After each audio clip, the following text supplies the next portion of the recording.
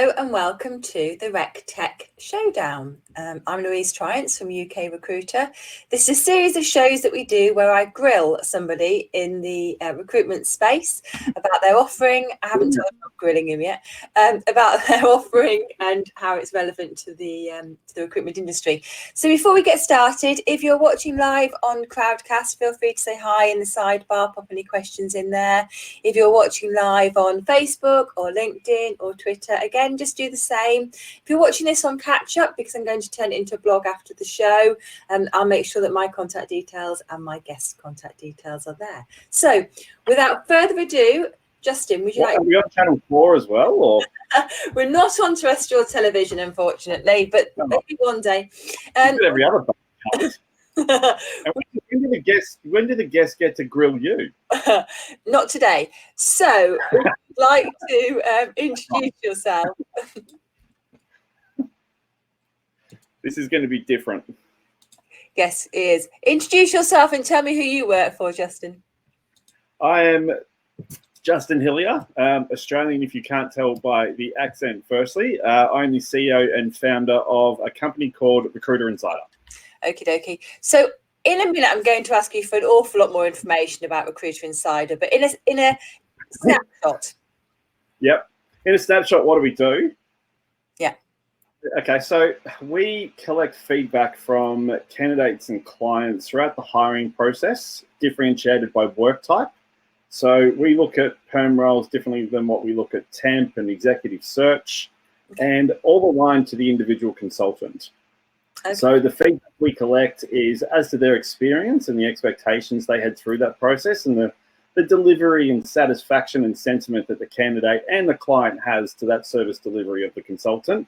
We align that to skills and then show the consultant where they can improve the experience they provide and their skills at the same time. Okay, all right. So I've got 10 more questions around that, but essentially it's using technology to get feedback on the experience that the candidate and the client have had through a recruiting process. Yeah, I'd say, look, for everyone to keep it in the most layman's terms, it's NPS for recruitment on steroids. So we ask very relevant questions. Probably don't take the steroids, but we ask very relevant questions at specific stages of the process. So we don't just ask one question, we're actually asking anywhere up to 15 of the candidate through the process. Okay. And 15 questions, and these are all recruitment specific and related questions. 15 questions as well to the hiring manager at the same time as to how the consultants help them find the person that's now filled the role. Okay, so often on these shows, I'll ask early on who the target audience is to watch this. Now, obviously, We're talking about recruitment agencies here, and is that primarily who we're working with? At the moment, that's primarily who we're working with. We've been in the market now for 2 years. So we've started off in the agency market. We'll be adapting the platform to the corporate market later this year. So as far as whoever's watching this, I'm sure the candidate experience is critically important to everyone. Yeah. So stay online. Okay, cool. So yeah, and that's, I guess, what's relevant. The conversation we're having here, it's about your technology, but it's about why the candidate experience has an impact on the success of a recruiter and their agency and their organization. Yeah, look, one of the new features that we released actually just a couple of months ago now starts to step into the corporate world, and this is why any in-house recruiters who are actually watching this today, and any of our in-house recruiters that our clients work with are loving this new feature, is because we're actually asking the candidate who now interviews with the hiring company feedback as to that experience. Okay. So when an agency sends their candidate out to a client interview, they've left that interview, X number of hours after that interview, they get an email from us to ask of specific questions and some feedback as to that experience. Okay. So agencies now can use this data and benchmark their clients back to their own client base and show their clients where they're doing well and where they're not doing so well, and why they're not able to secure this talent that continuously gets put in front of them. They might be self-sabotaging it, who knows? Or there might be a hiring manager in a company that's not great at interviewing. We can pinpoint and identify that very quickly. Yeah, and I think that's something which recruiters often have a sense for, especially more experienced recruiters, they often know where the hiring manager is going wrong, but giving that feedback is really difficult because you're not in the interview with the candidate.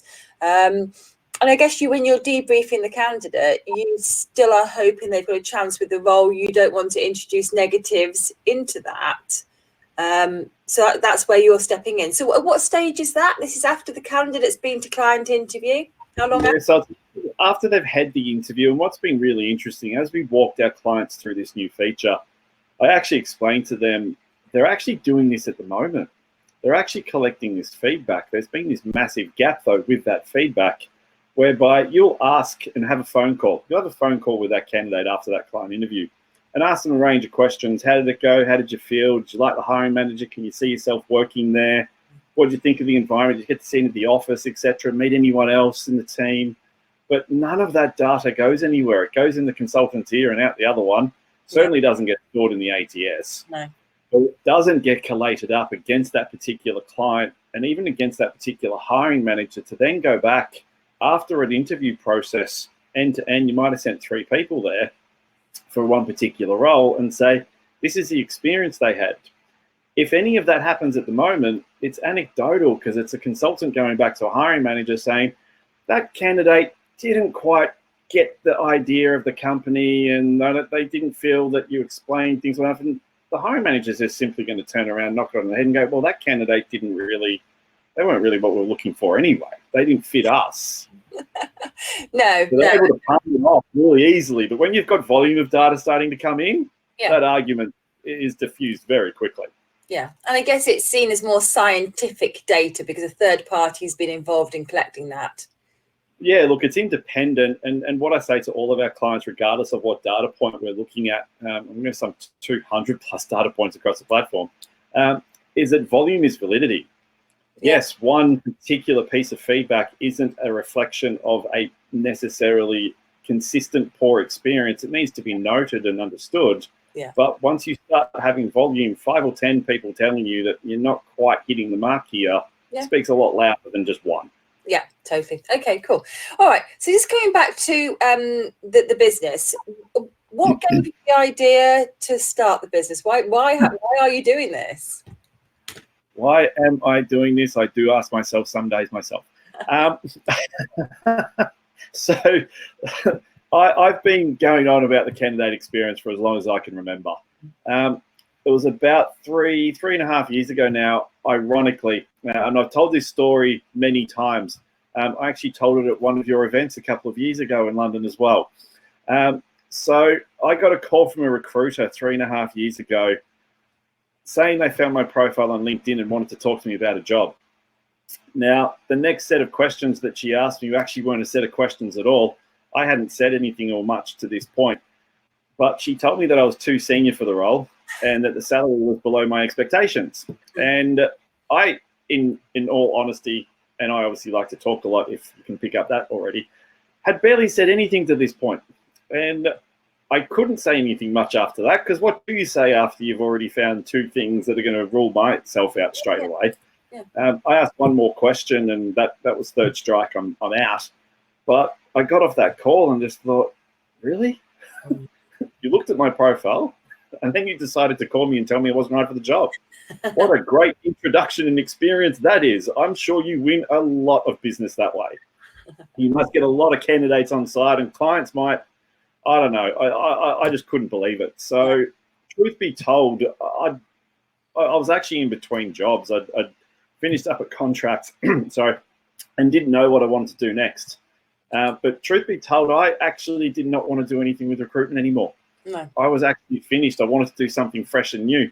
But this bugged the living daylights out of me. And it is the cliche, and I hate cliches, but the cliche light bulb moment the next morning. What if we collect feedback from a review perspective? We've obviously got the TripAdvisors and these kind of platforms out there in the world. What if we had a version of that for agencies to collect that feedback against consultants and use that data internally and then promote the good externally and work on the bad internally? Yeah. So that's how it came about. Okay. Now, one of the things is there's over the years. I can't remember who the person was who called me. I actually can't remember her name, the agency she worked for. I wish I could. Yeah. I have to call her. That would Thank be you. great, so there's over the years, there's been a fair few businesses who have started up with some sort of Trustpilot, TripAdvisor type idea for recruiters. What makes you different to that? What makes us different? Yeah, look, it's interesting. I spent 16 months talking to hundreds of agencies, not only here in Australia and throughout APAC, but in the UK and the US as well, and the industry gurus in different parts of the world. And what I found was that the system or the approach that everyone was taking was very broken. Mm-hmm. It was very manual. They were using typically NPS if they were doing anything in terms of a specific metric to collect. So everyone was asking one question. Okay. They're asking one question to the people that they place. How did we go? Of course you did well. You got them a job. So the feedback that was coming back in was heavily manipulated, heavily manual, and not very specific or relevant. So when I thought through the best way to approach this, it had to be asking very specific questions throughout the hiring process related to skills development and related to the experience of what the candidate wanted. Every agency I've seen that has put this together themselves are either doing one or two things of asking very generic questions, not very detailed and targeted, or asking an NPS question to people that they place. Yeah, okay. And not asking through the process, how did we perform in preparing you for a candidate client interview, for example, and getting really drilled down on that. So highly relevant, highly targeted, and very specific to the consultant, aligning it back to that. So that's what we designed, and it took 16 months to do that. And to come up with a platform now that has delivered over 28,000 reviews and is continuing to grow, and different features that we're releasing left, right, and center. So we are recruitment specific, so much so that I've renamed Net Promoter Score, NPS, to not particularly specific, because that's exactly what it is. Yeah. No, exactly. And I think that's what I've seen when I've looked at the platform, is that it's so relevant to the function that's being done and the experience the candidates had within a recruitment context. Okay, well, we'll come on to that in a minute. One of the questions I was going to ask was about the biggest mistakes you see when measuring candidate experience. Is that not asking the right questions? 100% not asking. It's not only just not asking the right questions, it's not asking the right questions to the right people at the right time in the right way.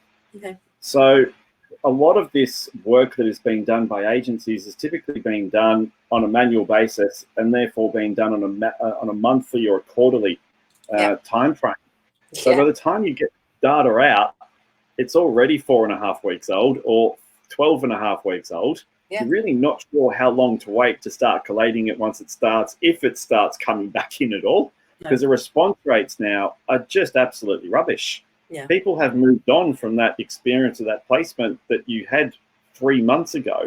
So the quality of data really starts to be damaged. So the biggest mistake by far is trying to do this monthly or quarterly and not asking the right questions even at the same time. Now, doing this automated or doing it more often than that, in a manual way, is very difficult because it's fairly labor intensive. So when we looked at this, automation and integration with recruitment systems was critical. Okay. All right. I'm going to come on to that, the integration piece, in a minute. But so what is the absolute best time to ask somebody about their experience? Within the first 12 hours of that experience. Oh, wow. Okay. And I guess that manually, that's something a recruiter might feel uncomfortable with, thinking they've got somebody sat there making phone calls.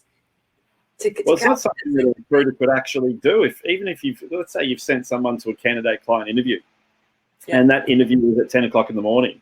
You've got to 10 p.m. that night to get that feedback to make sure it's relevant. It's still top of mind. And if there is an issue, it's actionable. Yes. And you want to action it in the first 12 to 24 hours at the absolute most. Okay. So having that in place, consultants are too busy on the phone doing other things, hopefully new business activities and following up and getting in touch with candidates and providing a great experience to the ones they're working with. So you have to do it immediately. Yeah. Okay. And how does that manifest itself to the candidate? Is it an email? Is it how is it actually sent to the job seeker? Yeah, we keep it pretty light touch.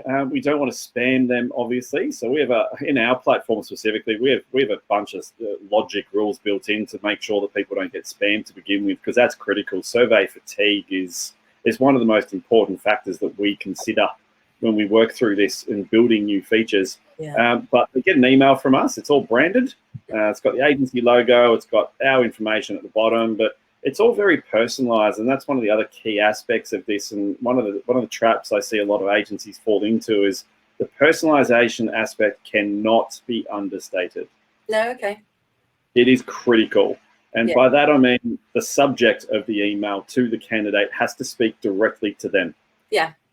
The messaging within the text of the content of the email has to have some, and we do mail merge fields, so it's pulling in the right data. Yeah. And it's all relevant and timely. So that personalization aspects, for instance, our subjects that go out typically say, John Smith from ABC Recruitment would love your feedback. Yeah. And that personalization and immediacy makes it also not look like spam. No. Open it up and they say, I'll give John was great. I'll give him some feedback. Yeah. And away we go. So how many questions are they being asked? Is it a different amount? You said 15 questions earlier. Is it a different amount of different stages? So we actually have 95 questions across the platform. Can you believe? Yeah. Yep, and that's growing with new features that we build. So we'll add another 10 to that next quarter. But that survey fatigue element is critical to how we strategize and deliver this across and throughout the process. So they receive it by email, but each stage is only 5 questions. So if you're not getting to the end of the process, if you're only getting to the middle ground or you get to the end, and because a hiring process on perm is, it could be 4 to 8 weeks. You're really only getting a few emails over that period, so it's not cumbersome. It's not too much pressure.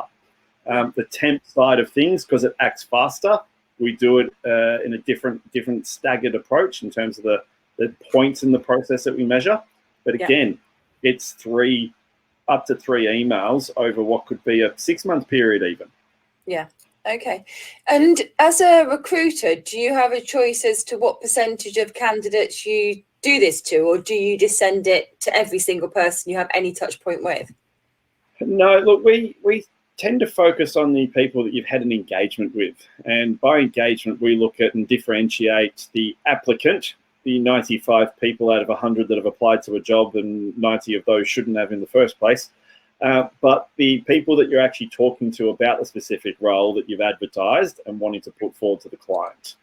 So once they're engaged in the process and you can talk to them about the job in more detail, that's where we start to get the feedback, because that's where we actually also see is a critical point of the process that you can start to influence outcomes. Okay. So Steve Guards put a question on LinkedIn, which is, what is the completion rate by candidates after interview? Is it different at different stages? I mean, after interview with you as a consultant, then after interview with the client? Yeah, good question in terms of which interview, firstly, because there are small differences in those 2 stages that we do see. So what I say this to every agency, it's not as simple as an answer as giving one number. There isn't a platform average that, of course, we do have, and that typically sits around 27, 28 for those 2 interview stages as a whole. Okay. But I say this to every agency, and Steve, every consultant is different, and we look at the individual consultant. So we're able to drill down and actually look at a consultant at each stage of the process and their response rate and engagement at each stage of the process. So over the last 2 years, we've actually been able to identify where a consultant has now disengaged with their job, so much so that candidates have stopped giving them feedback and their ratios of conversion stage by stage starts to drop. Yeah. So we know that they're a potential flight risk. Yeah. And where we've identified flight risks, we've identified over more than a dozen of these now. There's only one that has actually been a quirk in that whole entire data set that we've looked at. Oh, so you're really seeing something. Sorry? You're really seeing something before the recruitment consultancy knows it. or probably even before the consultant knows it, to be perfectly honest. It could be a subconscious thing. Why would someone give you feedback if you're not even helping them whatsoever? You've lost interest. You're out the door. Your head's out the door at least anyway. You're physically still there. Yeah. So where we want to see an increased response rate on an individual consultant level stage by stage, and that should be quite natural and organic. When we see that starting to decline, we know we have issues, and it's typically an engagement issue. Yeah. It could be something that the manager knows about, or it could be something they don't know about and need to actually investigate. Okay, that's great. Kate's just sent another question in, which is, do my consultants have to tell the candidates that we're going to be sending the questionnaires? They look. We took two different approaches to this in the very early days. We kind of A/B tested this, to be perfectly honest. We told some agencies very early on, because we didn't know what the difference was going to be either, to be fair. We told some, yes, ask, and the others don't. Okay. And we had different reasonings for this, to be fair. We didn't want consultants influencing the outcome. Please give me feedback. Please give me 5 stars. I love you, blah, blah, blah, etc. We didn't want that to happen. No. But we also wanted to see those who actually approached that with some humility and with some, I guess, wanting constructive feedback to improve themselves, of how that would actually go down as well. And both worked. Oh, okay. Because when you go to a restaurant and the waiting staff are giving you the card TripAdvisor on, they've got to know that they're more visible by doing that. So does it not make them up their game? Does it not make consultants up their game knowing this? It definitely ups their game knowing that the candidate now has an option to have their voice heard. Where we've differentiated this greatly, and I actually do encourage all of our agencies to be asking candidates and clients for feedback. Yeah. We want feedback. Yeah. Leaving it, and we have seen differences certainly in response rates of those consultants and those agencies who do ask to those who don't ask. Yeah. The consultant on the platform who has consistently one of the highest response rates and one of the most consistently high scores and makes the most number of placements in her sector as well, and she just got promoted recently. All these numbers start to stack up. She asks every person she engages with. Her volume of reviews she gets is astonishing. Okay. But I think you have to do it the right way. Yeah. Okay. So I've got another question for you here, which is that you're talking about collecting a lot of data and being very careful about the questions you ask. But for a recruitment business, isn't collecting any data useful? Even if they're not using a system like you? Rubbish in, rubbish out. That's a no then. Very simple. Ask. Look, there's an old saying, right? Ask a stupid question, expect a stupid answer. Yeah. If you ask the wrong question at the wrong time, don't expect to get something back that is actually useful or that you can action. Ask it way too late. It's like asking someone you dated 6 months ago, why'd we break up? Okay. What's the point? They've moved on. Hopefully you should too. Yeah, and I think that is one of the issues that I've seen myself, is that people are definitely collecting this too late. They're chunking it, aren't they? They're thinking, let's do a big batch every quarter. Let's do 1,000 at a time and surely we'll get something. Yeah. Yeah, you'll get something. Nothing you can use. But, I hear typically your average marketing kind of survey that goes out, if there's any marketing people watching and listening in, is single digits. And when you do larger amounts that are clearly also, and this is the big challenge agencies have with using a tool like a SurveyMonkey even, that many, many use. And I completely understand why. We've only been around for 2 years. Mm-hmm. But you don't have the ability to personalize and do it at the same speed as what we have, because we integrate directly with the recruitment systems. It's not a fair playing field and a comparison. No. But doing 1,000 at a time, you can tell. How many emails do you get that you can tell an email or something that is clearly a bulk email they've sent to 100 people? Yeah. There's no personalization to it whatsoever. No. So whilst we have that element of, yes, it's going out to a lot of people with the same type of message, there's the right personal cues in there, though, at the same time. Okay. So Kevin's just asked me a question, which is, are consultants able to rate candidates? And I guess that's more relevant with contractors, is it? Yeah, we don't do that. We've shied away from doing that because, to be perfectly fair, a lot of recruitment systems actually allow you to do that these days. Yeah, okay, You can score or rate or categorize a candidate on there. Yeah. So we don't see that as a benefit to our platform in data providing back. That's what the recruitment system's really for. Okay. What we are going to do, and the contractor piece was interesting, you mentioned that, was we are very shortly, and by that I mean either the next quarter or the quarter after, we're flipping a coin on the next feature at the moment, going to have the hiring manager review the contractor. Okay. So that would be data which you would collect at the end of the assignment or during the assignment, and then, so what use would that be to the consultancy? Knowing where else to place them? Well, what it'll actually do is build up a profile of that particular contractor as a reference tool. Oh, okay. Evidence of a body of work that the contractor has done and the level of satisfaction of the employer just previously that they've done the role with, the one before that, so we can collate that up. Yeah. And rather than contractors and consultants chasing references for contractors that they've had on books for years and play 6 times over, and this new one that they've never dealt with before wants a reference, like, well, here you go, bang. Yeah. Okay. All automated. Yeah. So that's more of a reference system than, yeah. Oh, I like that. I think that's a great feature.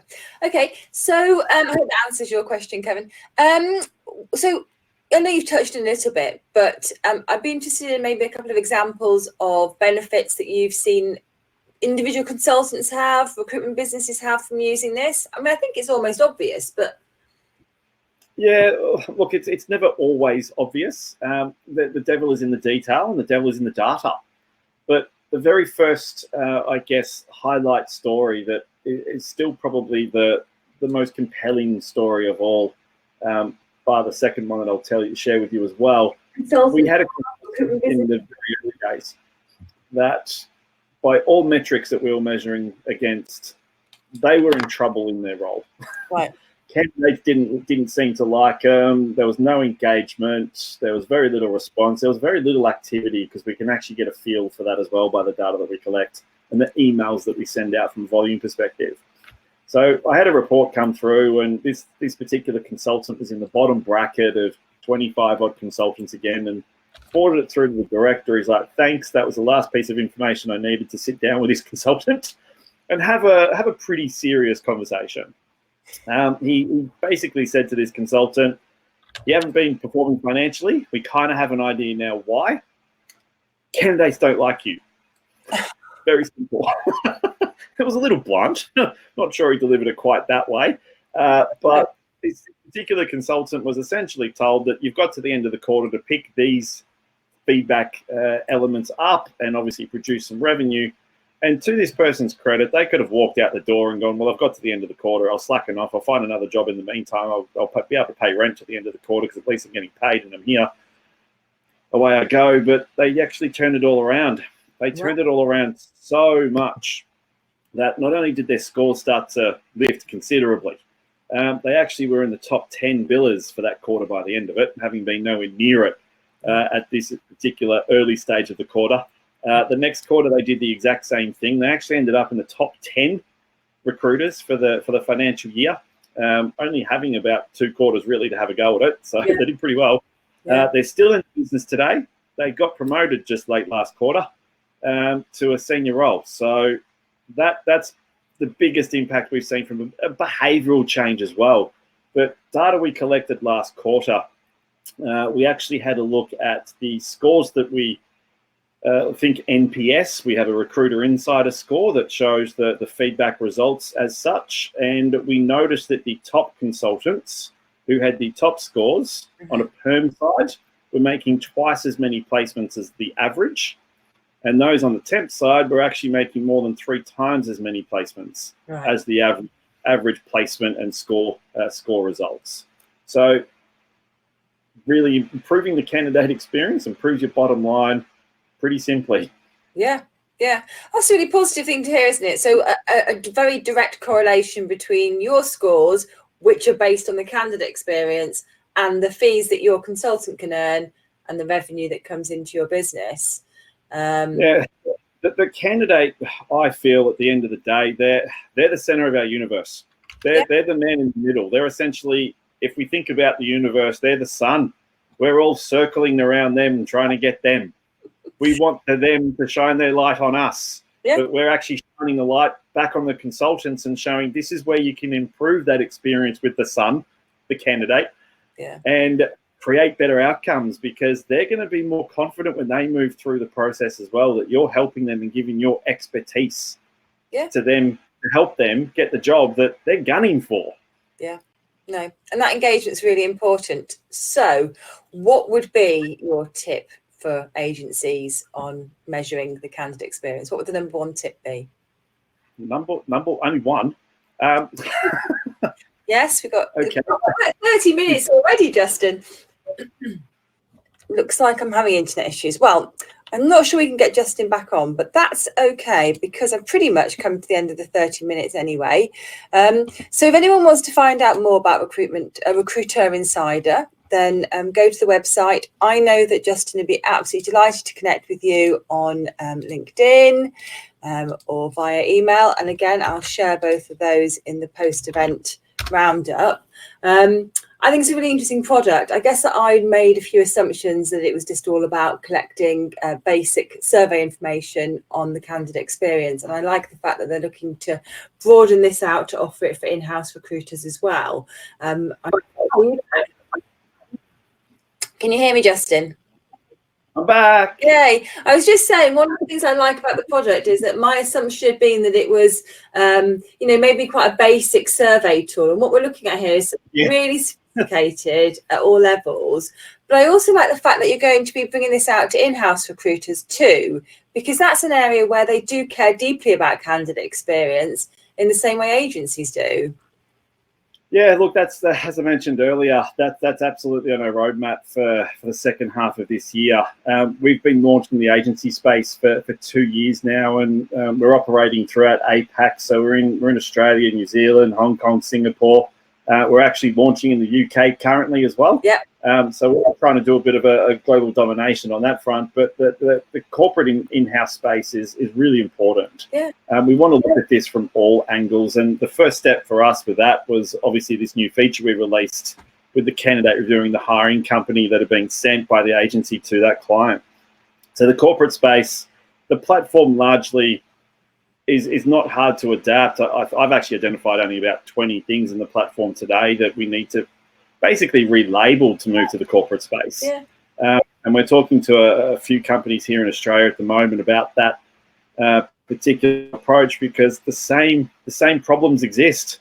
Yes. They're using SurveyMonkey, doing the exact same thing agencies are doing. Yeah. So it's interesting you said that everyone thinks about or has looked at a tool previously like this, and they are simple, basic survey tools. Yeah. One of the things that still surprises me to this day, and it's probably an unfair advantage I have because I designed the thing, but the feedback we get is, oh wow, I didn't think it was like this. I thought it does so much more than what I thought it was going to. Yeah. So that still surprises me to today. And we're not stopping. We've got an embarrassingly 60 items on our product roadmap. So there's a lot more. It's actually quite amazing what you can do with asking 5 questions, the right questions at the right time. Yeah. No, I think it's absolutely brilliant, and I'm ashamed because I have seen the product before, but not for a long time. And I think that because we just make assumptions about what this would feel like, we're missing a trick. And I think that moving into the in-house space is going to be really interesting, and some of the knowledge and the learnings from there will benefit all your clients, I guess. So that's you're collecting more data, more useful to everybody. Yeah, look, getting both sides of the fence and marrying up those data sets will be fascinating. That candidate client review feature we've got at the moment will be complemented greatly by one of our next 2 features that we build of once that candidate is in the company, what's that experience now like? Is what was sold through the interview process being delivered? So we're about to build an onboarding stage around that. But what's been fascinating over the last 2 years is we've onboarded some 800 plus consultants here across APAC so far. And I can all honestly, hand on heart, and there's one person who can back this up who was in the room at the same time. We have had, out of the 800 consultants that have been onboarded to this platform over the last 2 years, one push back and literally say, I don't want to be reviewed. Everyone else in my business can be reviewed, but I don't want to be reviewed. She actually said this in front of everyone, by the way, in front of the rest of her colleagues. Wow. What's fascinating about that example, though, and it's only happened the once, is that within 8 months, when her annual performance review came around, I actually got a phone call from her. And she said, I've got my performance review at the end of the week. I've seen a couple of things on my dashboard I can put down for areas for improvement. Can you see anything else? I'm like, but I thought you were perfect. You were telling me 8 months ago you were perfect. You didn't need any feedback.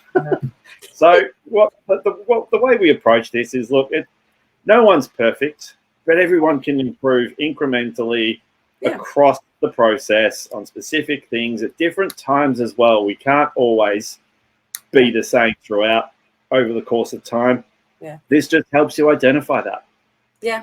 And for a recruitment consultant as well, when you can see it's intrinsically linked to the revenue opportunities you have, I think that should be even more appealing. I mean, I think that if you're in a job where being better can't earn you more money, maybe being judged regularly isn't so cool.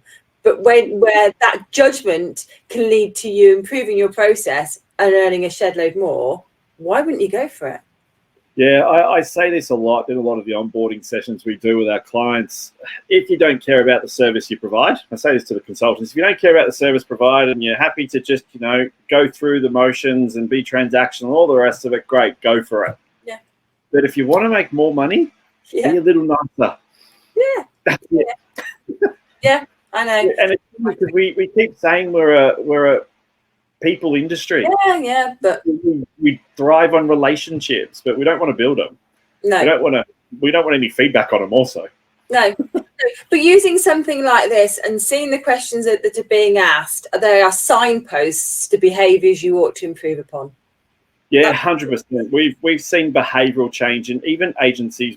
We've got a couple that have just gone live, and so there's 3 that have gone live in the last few weeks, and even in that short time frame, there's a director of one of these agencies that I hear from almost every day. I hope he's not watching because he'll know exactly who he is too.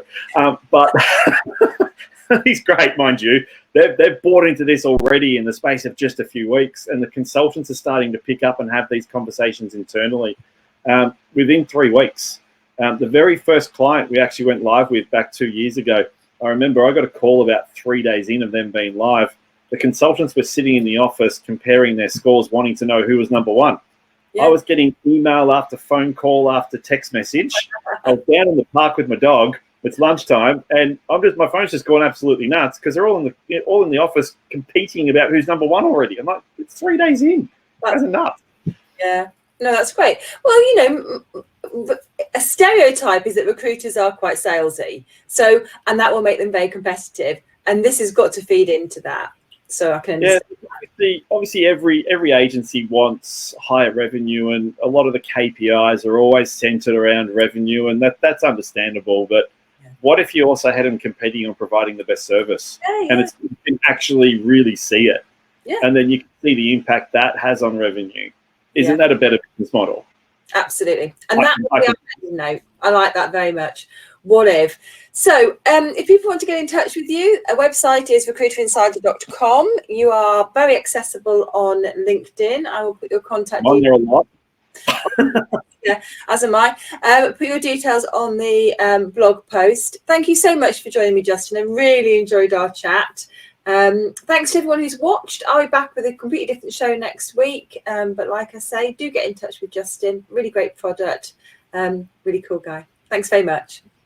Thanks, everyone.